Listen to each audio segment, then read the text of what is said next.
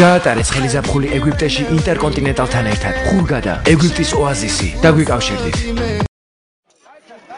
თუშეთში გეი ტურისტების ცემეს ხელფეხი შეუკრეს და მდინარეში გადაყარეს. ამის შესახებ კახეთის საინფორმაციო ცენტრი იუწყება.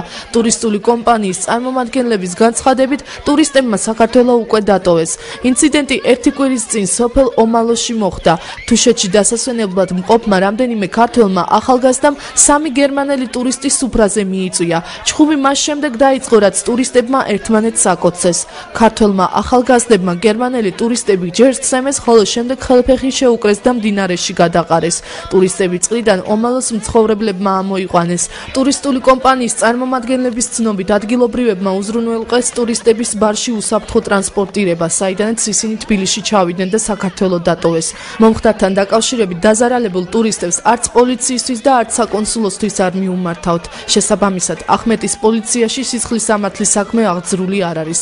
ახმეტის მუნიციპალიტეტის გამგებლის მოადგილე ვაჟან აწყიდაშვილის განცხადებით, ომალოში ახმეტის პოლიციის თანამშრომლები რეგულარულად პატრულირებენ. მით უფრო ზაფხულში, როცა თუშეთში ძალიან ბევრი ტურისტია, პოლიციის თანამშრომლები იქ ყოველთვის არიან.